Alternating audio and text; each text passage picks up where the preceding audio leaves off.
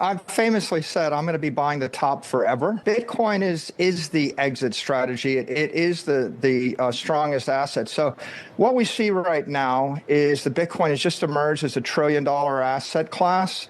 And it's alongside names like Apple and Google and Microsoft. But the difference between Bitcoin and the Magnificent Seven is Bitcoin's an asset class. It's not a company. There's not enough room in the capital structure of those companies to hold 10 trillion or $100 trillion worth of capital. So Bitcoin's competing against gold, which is 10x what it is right now. It's competing against the S&P index. It's competing against real estate, $100 trillion plus asset class as a store of value. So we believe capital is going to keep flowing from those asset classes into Bitcoin because Bitcoin is technically superior to those asset classes. And that being the case, there's just no reason to sell the winner to buy the losers. Bitcoin is riding an explosive wave of bullish momentum after breaking decisively above the $90,000 level, following a well-defined double bottom near the $74,000 support. The sharp rejection of new lows at this critical level confirmed the strength of buyers, setting the stage for Bitcoin's next leg up. Now, as the price surges past intermediate resistance, the market is maintaining its bullish trajectory, setting its sights on the next major resistance zone at $106,000. The formation of this clear ascending channel suggests that Bitcoin is poised for continued gains, with the momentum building as more buyers enter the market. This upward surge is not just technical, it's a confirmation of Bitcoin's role as the future of wealth, as echoed by Michael Saylor. The visionary, who bet big on Bitcoin and never looked back, argues that Bitcoin isn't merely an investment.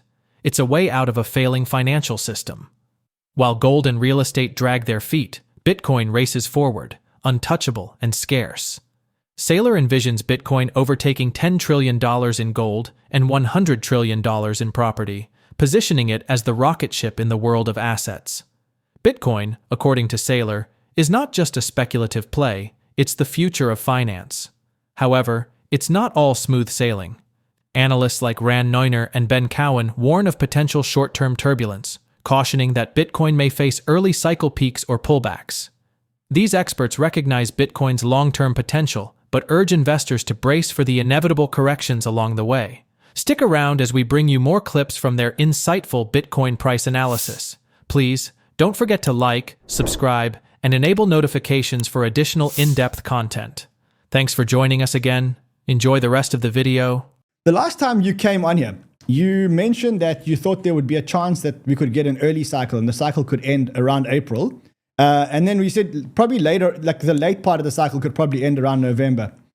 And I guess if I would have got you on the show like 2 weeks ago, we probably would have been having a very, very, very different discussion. But now we've got you on the show. Bitcoin's just had a pump. I'm very keen to know what your thoughts are around what the rest of the cycle is going to look like. Yeah, well, so I think the rally that we're in right now is what I've sort of referred to as like a death cross rally, if you will. Let me see if I can share my screen here, and that way people can follow along. But basically, we get these death crosses where the 50-day moving average goes below the 200-day moving average. We had one in 2023. We had one, so here's the one here in 2023. We had one, of course, in 2024, and now we've had one in 2025. And one of the things that always happens going into death crosses, or frequently happens, is that the market sells off into the death cross, right? And it makes sense because the market has to go down for a shorter term moving average to go below a longer term moving average, right? So you get this drop, you then get a death cross. A lot of people freak out, they panic sell, but usually what happens is the market rallies on the other side of death cross, right? They rally on the other side of it. You can see that last year it rallied, the year before that it rallied. If you go back to 2021, you can see we had a death cross, and around the time of the death cross, Bitcoin put in a low and then retested that low, about a month later or so, and then it went to a new all-time high.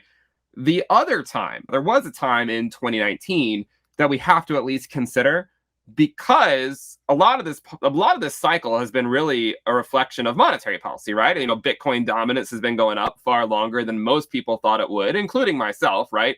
But the main reason that I've stayed bullish on Bitcoin dominance is because the Fed never ended quantitative tightening. Had they ended it, I would have become bearish on Bitcoin dominance, but that never actually happened. And so it's made sense to just stay bullish on Bitcoin dominance. But if you look at 2019, you'll see there was also a rally into the death cross. And what ended up happening was it basically just swept the high that it broke down from, right? It swept that high and then went and put in a lower low, right? It went in and put in a lower low after the death cross. So what I'm looking for right now, and actually one of the things that we talked about the last time on this channel, we said there could be at least a local top on January 20th. And the reason we said that was because we were going to be seeing pricing in perfection, right? You have the new administration coming in, people pricing in a strategic Bitcoin reserve, right? You have deregulation, Gary Gensler resigning. It was also 54 weeks after the Bitcoin ETF launch. We know the QQQ topped in 2054 weeks after its ETF launch. So January was always likely going to be a de-risking process. The good news, right? The good news is that despite the current de-risking, Bitcoin has actually managed to stay above its 2024 high, which is not what a lot of markets can say, right? Like the NASDAQ has already tested its 2021 high. So the good news, as far as I'm concerned so far, is that Bitcoin remains above the 2024 high. I also think it's possible that it could go below that on a wick, and the market confidence, investor confidence, to not necessarily be shaken to the point where it can't go higher. But what I'm looking for here, Rand, is if this is like a 2019 style death cross rally where it just comes back up here and sort of sweeps the high from where it broke down from, it could lead to a lower low. But the good news for Bitcoin investors is that even in that case, if it leads to a lower low, because we have not yet tested this area, I would say there's at least a decent chance that that area could actually hold as support. So my primary thesis, and I'll stop rambling for a little bit, right? My primary thesis right now is that as long as Bitcoin does not get a weekly close below the 2024 high, then the cycle is still intact, right? It's still intact largely. I mean, even in 2017, you can see that the market retested the 2016 high, right? That's the 2016 high. Market went just below it in 2017. So I would argue that as long as we're not getting weekly closes below 73K, then there's always hope, right? There's always hope. As I've said before, right? The bears sound smart, the bulls make money is how the markets usually work.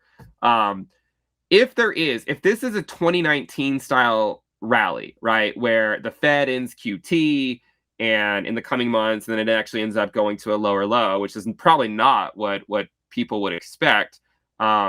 If that happens, then my thought process on whether it'll end up being like, rally into November, like a normal right translated cycle or a left translated cycle, would just simply depend on, does the next drop form a higher low up here, or can it find support in here? As long as it can do one of those two things, then the cycle continues. Your base case is actually that we're going to come back and sweep the lows. So you're saying don't get too excited about this rally, because I see a lot of people talking about this rally and talking about, this one taking us through to new highs, and, Bitcoin is going to start following gold. Your base case is that this is at best getting us to 100, 105,000, and then actually going to come down and actually test the lows. I would say at the very least, you're going to put in a higher. I mean, look at the last 2 years, right? Look at the last 2 years. After the death cross, there was a rally, but then you came back down to find support at the 50-day moving average, right? That happened the last 2 years after getting that initial rally above the 200-day moving average, right? You can see it above the 200-day, back to the 50-day. And then this last year, right? Above the 200-day, back to the 50-day. Right now, the 50-day is at 84K. It's going to be at 85K within the next few days or so. So I would say there's a good chance you're going to see Bitcoin retest that 50-day moving average at the very least, right? Sometime, within the next, I would say 2 to 3 months. And it could be as late as July, right? It could be as late as July. But that is what I'm thinking right now. That doesn't mean it has to immediately go down, right? It's always possible that it actually sweeps this level up here, goes higher into the 90s before seeing something like that. That's what I would consider to be the optimistic scenario, right? Finding a higher low, just like it found the last 2 years after the death cross, right? If it's 2019, which I think it would be foolish not to at least look at that scenario, because this is exactly, I mean, it's been following monetary policy, right, the entire way. This is something where if it doesn't hold the 50-day, then it's likely going to go to a lower low, right? And if Bitcoin comes back down to this level at any point this year, then I would operate deterministically and say the cycle, that's it, right? It's not going to go to a new all-time high until, like, say, the next cycle, right? But as long as we're above that, I think there's always hope for upside. I do think you will get a pullback at the very least before you get back up near the highs, right? And I would hope that it would find support at that 50-day moving average. If not, it will likely go below that low and retest some of these levels from 2024. Bitcoin's roaring back, and this rally has legs. While skeptics fret over death crosses, history shows these setups often ignite explosive rebounds. With $73,000 as solid support, we're primed for a thrilling push toward $100,000 plus. The Fed's tight grip only fuels Bitcoin's dominance, setting the stage for a monster Q4 run. This isn't just a bounce, it's the launchpad for Bitcoin's next all-time high. The bulls are charging. Are you on board? Don't let the noise fool you. Bitcoin's bull market is far from over. While some worry about a left-translated cycle, history shows Bitcoin has never had one before. The key indicator? Bitcoin's resilience versus shaky stock markets. Even if the S&P drags it down temporarily, Bitcoin's dominance is soaring thanks to relentless money printing and Fed policy lag. The dollar's looming drop and potential rate cuts later this year could rocket Bitcoin higher. $100,000? Just the start. Stay bullish. The best is yet to come. Let's watch more clips from the interview. I think a few days ago, people were questioning whether this was still a bull market. Like, people were saying, is this a bull market? Is this the beginning of a prolonged bear market?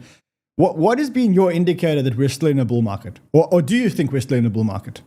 I think there is a non-negligible chance that we are, in fact, in a left-translated cycle, right? And I mean, in order to understand that, we can't even look at Bitcoin. We have to look at the stock market, because Bitcoin has never had a left-translated cycle before. I would say there's probably at least there is a 50% chance that it's a left-translated cycle. I mean, there is. I'm trying to find signs that it's not, right? Because up until this point, a lot of the things that we've spoken about before have actually happened, right? I mean, they actually have happened. We saw Bitcoin find that top on January 20th. And we also saw the Bitcoin and the stock market kind of top out around the same time of the new administration. And in left translated cycles, that is when the market tops out. It's when you get a change in presidential administrations in the United States, is when you sort of see those peaks for left translated cycles. So what I would like to see, I mean, the best case for the markets right now is just how well Bitcoin has been doing, right? I mean, the stock market hasn't really been doing that great. And the only way that I look at the stock market in a bullish way right now is to look at the S&P and say, look, there's two things, right? There are recessions where you only get 20% drops, right? There are recessions, and I do think we're not going to get out of this without some form of a recession at some point, right? We have had a 20% drop, and there have been 20% drops, and that's all we've gotten at some points with recessions in the past, right? But the thing that I look at to provide some hope for the stock market is this S&P divided by M2. And I think I've shown this on your channel before. Maybe correct me if I'm wrong. But basically, this level that the S&P just got rejected from is the same level it got rejected from in 1998 when you account for the money supply. And during that time, it had a brief pullback. It rocketed back up for a few weeks, kind of like it's doing now. It then went back down to sweep the low, right? It went back down to sweep the low. And then we went into a larger distribution phase, right? We went into a larger distribution phase. So that's why I say, right, like if the S&P were to go back down and sweep this low in the coming months or something, coming weeks, coming months, there's a good chance it would drag Bitcoin down with it, right? Bitcoin has a way of holding on for a long time, even when the stock market's going down. But if it keeps going down, then eventually Bitcoin pays attention. What do you make of that Bitcoin versus M2 money supply? Yeah, I mean, I think it's true that in general, asset prices go up because they're never going to stop printing money, right? Like that's kind of the idea. Here's an approximation, I think, of what people are referring to. This is not with a lag, right? This is just looking at the money supply. And I guess we could overlay Bitcoin onto this chart. Yeah, like you can see the correlation. If you go throughout history, right? If you go throughout history, asset prices generally go up and the money supply generally goes up, right? And so, I mean, it makes sense that these are highly correlated. But there are times, right? Like it just like any correlation, they can eventually break down. They don't always have to play out like that just because they always have in recent memory. In fact, in 2022, in 2022, when we saw the money supply going up into April, right? Even into April of 2022, and Bitcoin never followed it, right? I mean, if you looked at this, at Bitcoin's top in November of 2021, right? If you said in November 2021 that Bitcoin, if you said that it was going to go higher because the money supply kept going higher, you would have been wrong, right? You would have been wrong. The money supply went higher for several more months, but Bitcoin dropped. Remember, the money supply that they're talking about is a function of the dollar, the DXY, right? So, and the reason it is because you have to convert all those currencies to US dollars. So the reason why the money supply looks like it has exploded over the last few months is because the Dixie is devalued. It's because the Dixie is devalued, right? It's because it's not like everyone's just printing money like crazy. It's just the Dixie has been completely devalued. And, this was my base case for the dollar. I tweeted about it. I said a rally up to 109 to 110 followed by a collapse. What I think is going to happen now, I think the dollar at some point soon, sometime probably in the second quarter, will likely get a rally back up to its 21-week EMA. Like, I think it's going to come back up here. And when that happens, net liquidity will get drained some. And then from there, I do think the dollar will probably go down into late 2025 before then probably going back up in 2026. So that's more or less my projection on the dollar right now. But I do think the dollar will likely get a bounce at some point in the coming weeks. And when that happens, it will be, will have an effect on that chart. People are looking at the money supply. But look, at the end of the day, over a long enough period of time, absolutely, they're never going to stop printing money. So asset prices are never going to stop going higher. We're at a cycle high now on Bitcoin dominance. I think we're at about 64, 65% on Bitcoin dominance now. Where does this thing go? Because I remember when it hit 60%, you said, cool, that's the trade. You called it to 60, it got to 60, and it just seems to be accelerating upwards. What's your new thesis on Bitcoin dominance? Yeah, so at 60, I was willing to hedge my view on Bitcoin dominance. And you could actually see there was a pretty big pullback on it. But the reason why I think that it's just continuing to go higher, again, is just because monetary policy is just not changing as much as we want it to. It just really never changed. There was a change in monetary policy, a brief one, back when it did hit 60%. Remember, the Fed started cutting interest rates. They cut interest rates by about 100 basis points. But I think the reason why it did not lead to a durable change is because the Fed funds rate is likely still above, right? The Fed funds rate is likely still above R star. And R star is the neutral rate, right? The theoretical neutral rate at which if interest rates are above R star, the economy contracts. And if interest rates are below R star, then the economy expands. And so I think the argument here is that the neutral rate is still below the current Fed funds rate. And that's why higher risk assets just simply keep on bleeding to lower risk assets. So in order to get Bitcoin dominance to durably top and not just for like a week or two or a few months, I think you need probably 2 more rate cuts. And also I think you need an end to quantitative tightening. Michael Saylor's strategy, formerly MicroStrategy, has doubled down on its Bitcoin bet, acquiring 15,355 Bitcoin for $1.42 billion at approximately 92,737 per coin, bringing its total holdings to 553,555 Bitcoin, 2.6% of Bitcoin's supply. This aggressive accumulation, funded through stock sales, has propelled MicroStrategy's shares up 28% in a month, outperforming tech giants like Nvidia and Microsoft. Saylor's unwavering bullishness aligns with his view of Bitcoin as the ultimate exit strategy from traditional finance, even as competitors like 21 emerge with fresh Bitcoin native models. Meanwhile, Bitcoin's price action at $94,000 reflects a tug of war between optimism and caution. Analysts like Neuner and Ben Cowan highlight potential short-term resistance near $96,000 and the risk of a pullback to $90,000. But technical indicators, RSI above 50, dwindling exchange balances, suggest a bullish setup. As Merline the trader notes, the real parabolic top historically arrives 540 days post-halving, meaning the current cycle, just 372 days in, may still have room to run. The takeaway? Corporate demand, led by Saylor, and tightening supply are fueling Bitcoin's ascent, but volatility remains part of the journey. With the halving's full effects yet to materialize and institutional interest growing, the path to $100,000 and beyond looks intact, albeit with expected turbulence. As strategy stacks sats and traders watch key levels, one thing is clear: Bitcoin's bull run is far from finished. The fireworks are just getting started. As we wrap up, do you agree with Michael Saylor's all-in Bitcoin strategy, or are you more cautious like Neuner and Ben Cowan? Let us know your thoughts in the comments below. Share this video and hit the like button. Thanks for watching, and don't forget subscribe.